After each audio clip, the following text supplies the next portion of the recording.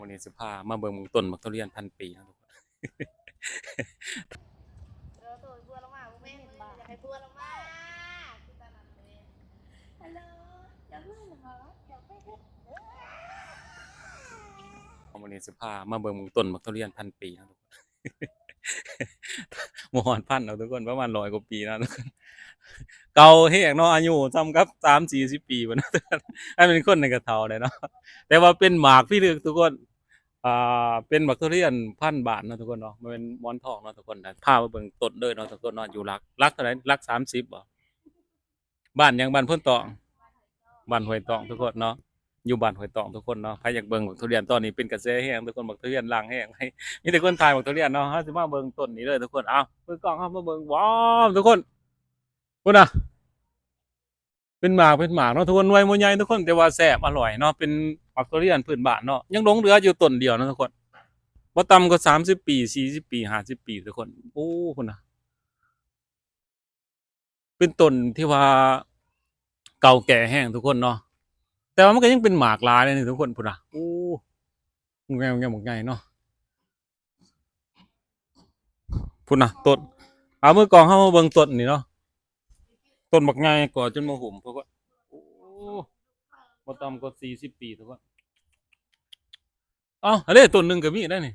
นี่ต้นน้อยนี่เห็นแต่ว่าน้อยอันสิก็แก่กันได้นี่แก่แหลดด้วยกันได้นี่ทุกคนว้าวมาเบิ่งเลยเนาะทุกคนเอาบ่ไหลทุกคนขึ้นบ่ไหลเนาะมันสูงหลายเนาะพุ่นน่ะสูงไปสูงทุกคนก็เอาไปขายกันบ่ขึ้นขายกันบ่ มันหล่น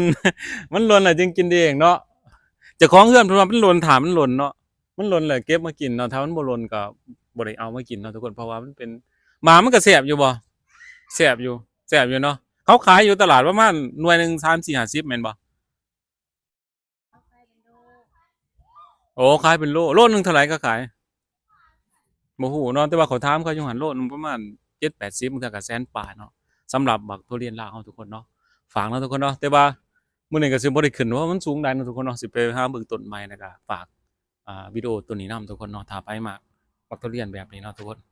หรือว่ามาซื้อหลายเด้อทุกคนอยู่บ้านบ้านห้วยตองเนาะห้วยตองเนาะทุกคนเนาะมีหลายแห่งเนาะแต่อันเนี้ยบักมีหลายเนาะบ่ว่าจะเป็นหมักเงาะหมักทุเรียนแล้วก็หมักลำไยก็มีหลายเนาะทุกคนเนาะเป็นแห้งหลายเป็นหลายปีนี่เนาะหลายทุกคนมาแจกขนมทุกคนขนมถุงหนึงบักใหญ่เลยพี่แจกให้ครับอ่าประชาชนทางบ้านห้วยตองเนาะทุกคนเนาะอ๋อ